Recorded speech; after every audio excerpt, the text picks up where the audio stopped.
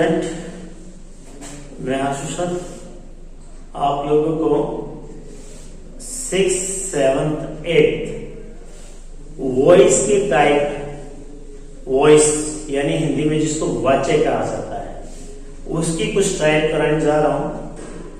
सभी बच्चे ध्यान से समझने की कोशिश करेंगे और उससे पहले अगर आपने इस चैनल को सब्सक्राइब नहीं किया तो सब्सक्राइब कीजिएगा और अच्छा लगे तो कमेंट जरूर कीजिएगा।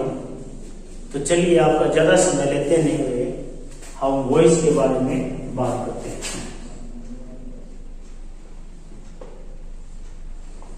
Voice are two types, voices are two types.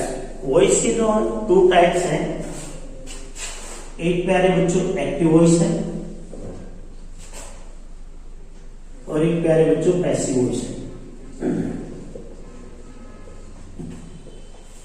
Active और पैसिव वॉइस को अगर हम इसको हिंदी में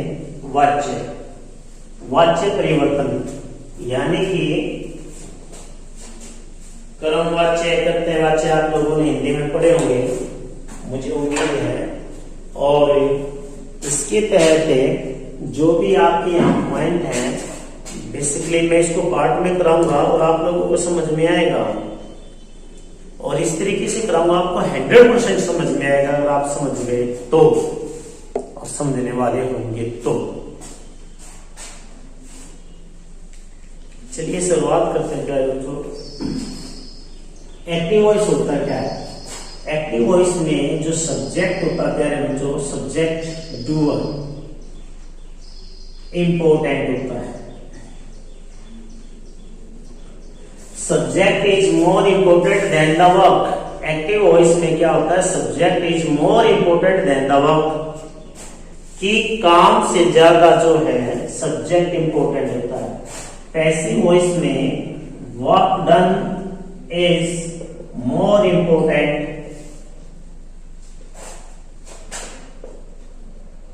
then the subject. Passive voice में किया गया काम इंपोर्टेंट होता है, न कि करने वाला। एग्जाम्पल के लिए मैं आप लोगों को बताऊं, मैंने एक पत्र लिखा, यहां पर आपका काम क्या है? काम क्या है बच्चों? इसमें आपका काम है लिखना। यहां पर लिखा, ये हो गया काम आपका। किसने लिखा? मैंने लिखा। तो लिखने वाला हुआ मैं, मेरे बिना पत्र नहीं लिखा जाएगा। तो यहां पर इसमें मैंने एक पत्र लिखा, लिखने वाला मैं हुआ, मैं इंपॉर्टेंट हुआ। अगर मैं ये लिखूं, ये हुआ एक्टिव वॉइस। अगर मैं लिखूं कि पत्र मेरे द्वारा लिखा गया, तो ये हो जाएगा पैसिव वॉइस। इसमें लिखा क्या गया है? लिखा गया पत्र। पत्र जो होगा वो आपके लिए बहुत इंपॉर्टेंट है। कहने का मतलब ये है कि एक्टिव वॉइस में आपका सब्जेक्ट इंपॉर्टेंट होगा और पैसिव वॉइस में किया गया काम इंपॉर्टेंट होगा। फॉर एग्जाम्पल के लिए भी हम करेंगे आप लोगों के सामने कि क्या क्या है।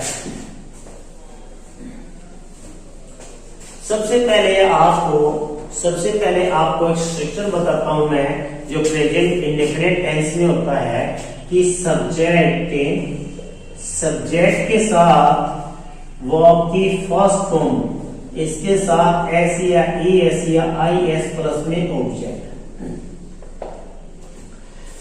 ये प्रेजेंट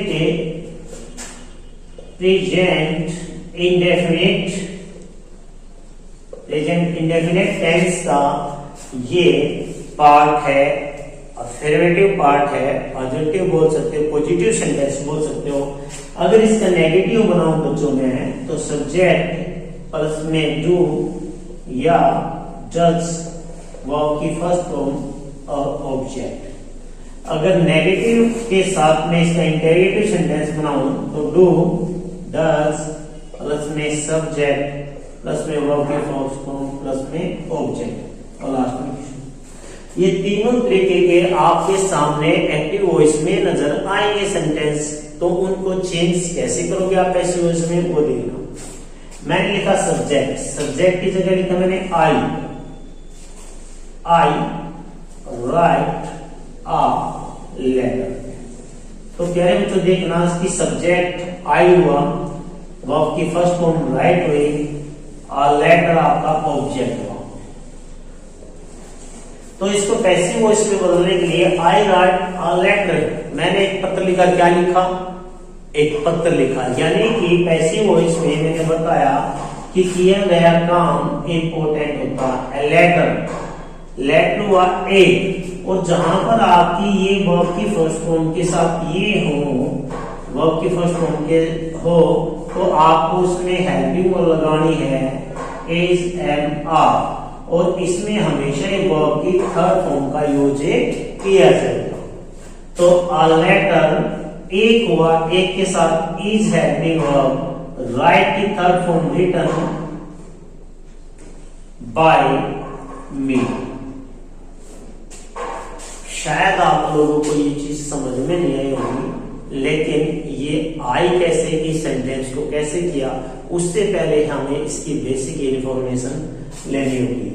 बेसिक इंफॉर्मेशन ये है कि जो डूअर होगा, डूअर मतलब सब्जेक्ट है, वो या तो आई हो सकता है बच्चों, या ही हो सकते हैं, या सी हो सकती है, या वी हो सकता है, या दे हो सकते हैं, या यू हो सकता है, या इट हो सकता है। अगर इनके ये सब्जेक्टिव हुए, ये सब्जेक्ट हुए, ये सब्जेक्टिव केस में आएंगे, ये सब्जेक्टिव हुए, तो अगर मैं कहूं इनका ऑब्जेक्टिव क्या बनेगा, तो तुम कहोगे सर आई का ऑब्जेक्टिव तो नहीं बनेगा, आई का ऑब्जेक्टिव नहीं बनेगा, ही का सर हिम बनेगा, और सी का हर बनेगा, और वी का अस बनेगा, दे का देम बनेगा, और यू का यू ही रहेगा, और इट का इट में रहेगा। I me I, him he him, her she her, we us we, they them they.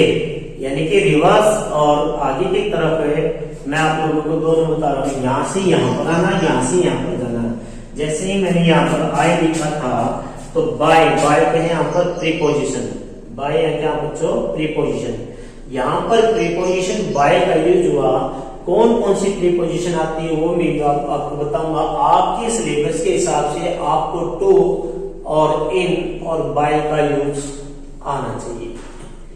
Bye, to और इन का यूज आप लोगों को आना चाहिए कि इसमें हम बाय का यूज कहाँ करते हैं, टू का यूज कहाँ करते हैं, इन का। मैंने अक्सर देखा है स्कूलों में बाय का यूज करके हम छोड़ देते हैं। वैसे प्रीपोजिशन एट भी आती है, इसमें विद भी आती है, एट विद भी आती है, लेकिन स्कूल में क्या करते हैं टीचर शाम लोग बाय तक ही सिखाते हैं। लेकिन मैं आप लोगों को इन सभी प्रीपोजिशन का यूज करना सिखाऊंगा। आप वीडियो को देखते रहिए, समझते रहिए और चीजों पर ध्यान दीजिएगा। तो I, me, he, him, she, her, we, us, they, them, you, it. अब यहाँ पर एक स्ट्रक्चर मैं आप लोगों के सामने और लिखता हूं।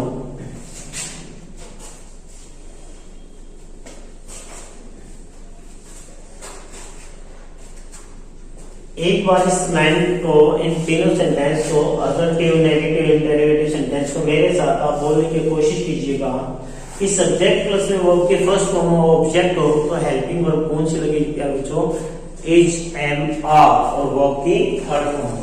ये जो है ये रूल आप लोगों को याद कर लेना है। मैं यहाँ पर आप लोगों को ये रूल लिखवा रहा हूँ क्योंकि फर्स्ट वीडियो में आप इतना कर पाओगे तो बहुत अच्छा रहेगा। कल की क्लास में, नेक्स्ट वीडियो में, यानी कि आप लोग इसके और अगले पार्ट को अच्छे से समझ पाओगे। अगर आपको वर्ब की फर्स्ट फॉर्म नजर आए, वर्ब की फर्स्ट फॉर्म नजर आए, जैसे मैंने लिखा था राइट, इसको चेंज किस हेल्पिंग वर्ब में करना है सर, ये हो जाएगी इज, एम, आर, वर्ब की थर्ड फॉर्म।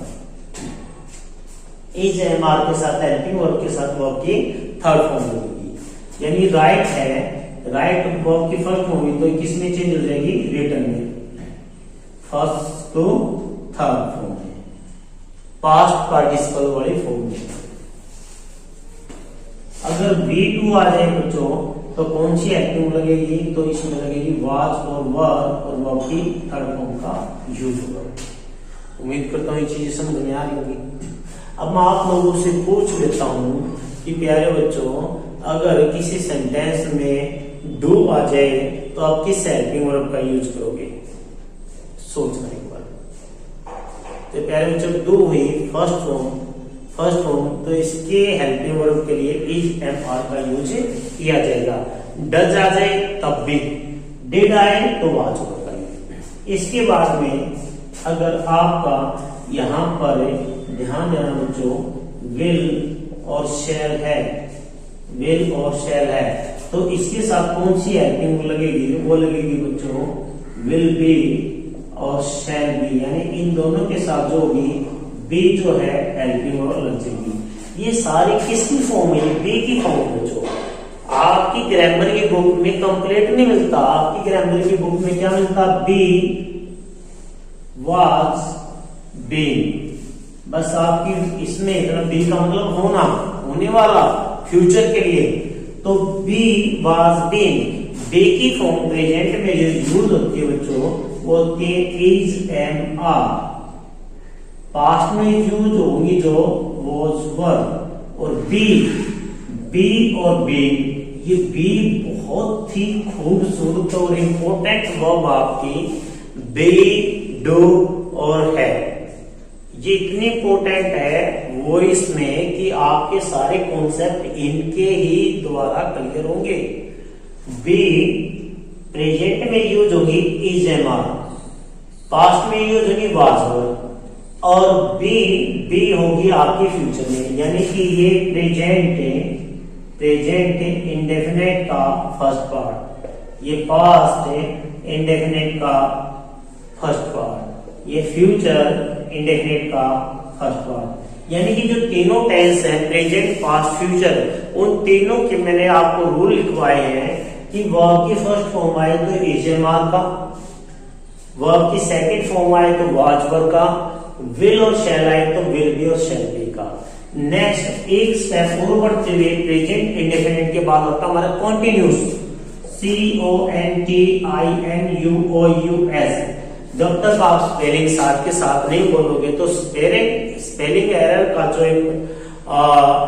का जो पेपर में बोर्ड या कहीं पर भी सीबीएसई बोर्ड में आता है कि स्पोर्टिंग एरर, तो आप एरर को निकाल नहीं पाओगे। तो साथ के साथ स्पेलिंग बोलने का प्रयास जरूर है। कॉन्टिन्यूस का मतलब प्रोग्रेसिव, जो चलता रहे, जो रुका हुआ न हो। इनकम्प्लीट, अपूर्ण, ठीक है। तो कॉन्टिन्यूस का मतलब हुआ जो चलता रहे, प्रोग्रेसिव।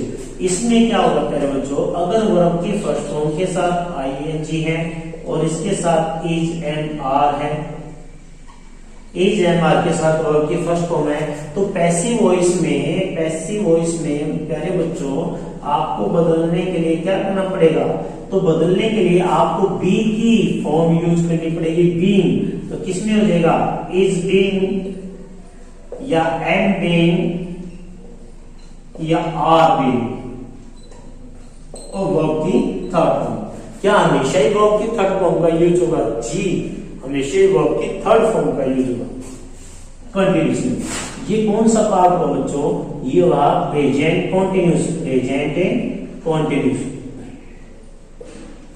इससे आपका क्या हो सकता है, ये क्या है, ये ऐसा टॉपिक है अगर आप करना चाहोगे तो आपके टेंस भी क्लियर होंगे और आपके वॉइस भी क्लियर होंगी। यानी कि दो फायदे आपको मैं देने वाला हूं इस वीडियो के, क्योंकि कोई नहीं बताएगा कि ये टेंस से बनी है, ऐसे नहीं। किसी भी वीडियो में आप जाकर देख लेना, उसका बैकग्राउंड, उसकी ओरिजिन है, उसकी शुरुआत ऐसे नहीं मिलेगी आपको, डायरेक्ट बता जाएगा कि जैसे मैंने वीडियो में शुरू में कहा कि भाई आपके बेसिक पॉइंट को समझना बहुत जरूरी हो जाता है।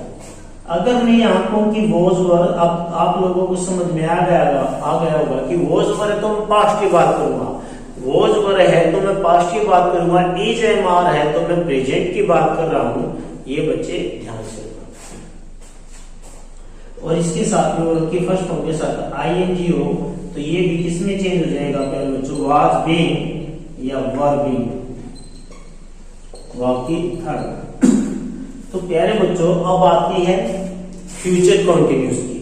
फ्यूचर कॉन्टिन्यूस से रेयर है कोई हेल्पिंग वर्ब कोई वॉइस बनती होगी, अदरवाइज हम वॉइस में फ्यूचर कॉन्टिन्यूस का यूज नहीं करते। मैंने रेयर का करते नहीं है, होता ही नहीं है, इसका यूज नहीं होगी, क्योंकि प्रेजेंट फ्यूचर कॉन्टिन्यूस में विल बी शैल बी के साथ वर्ब की फर्स्ट फॉर्म के साथ एज लगता है, तो पहले ही बी भी आ जाएगी और बीइंग भी आ जाएगी, तो हम उसका यूज नहीं कर पाएंगे, इसलिए इसका यूज नहीं होता है।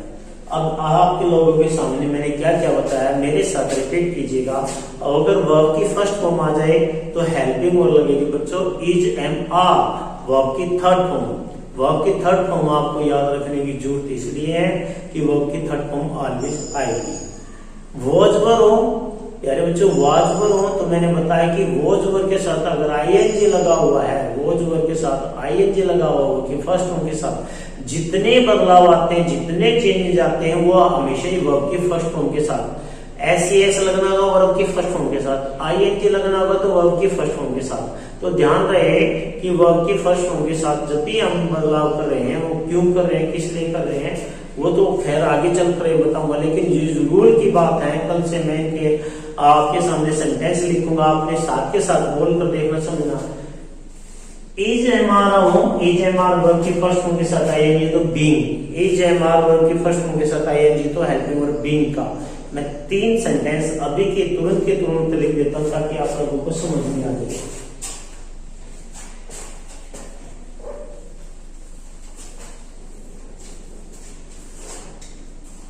मैंने लिखा आई प्ले क्रिकेट, तो आप लोगों को इसका स्ट्रक्चर समझ में आ गया होगा। V1 पहले है V1, तो V1 के साथ हेल्पिंग वर्ब कौन सी लगी बच्चों, इज एम आर।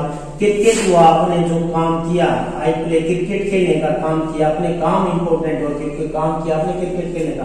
क्रिकेट एक वाई के साथ इज प्लेड बाय मी। दूसरा मैंने लिखा I played cricket, I played cricket. यहां पर आपने देखा कि वर्ब की सेकंड फॉर्म है, तो सेकंड फॉर्म है तो वॉज वर्ब का यूज है।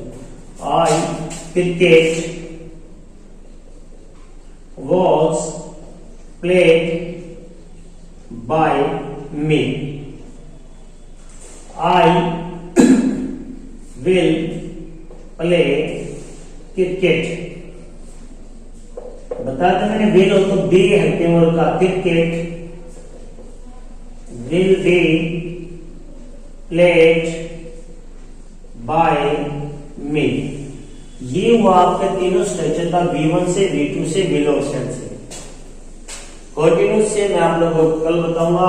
अब आप लोगों के सामने मैं 2 क्वेश्चन लिख रहा हूं, ये क्वेश्चन आपको कमेंट बॉक्स में इनका आंसर लिखना है।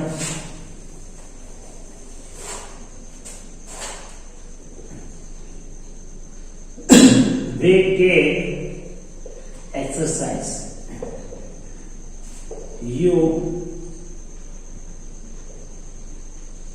taught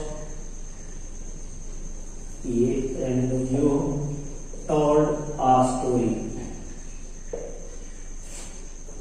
she will write a letter। ये आप लोगों का होमवर्क है, ये आप लोगों को कमेंट में अगर आपको डाउट है तो कमेंट में आप पूछ सकते हो लिखकर। आपको वीडियो अच्छी लगी, आपको समझ में आया तो शेयर, लाइक, सब्सक्राइब जरूर कीजिएगा। एनर्जी का काम होती है आपकी मोटिवेशन जो आप करते हो, आपकी कली कोनी होती है, हमारे अंदर ऊर्जा का, एनर्जी का प्रभाव हो जाता है। तो उम्मीद है कि आप लोग उम्मीदों पर खरा उतरोगे। थैंक यू, जय हिंद।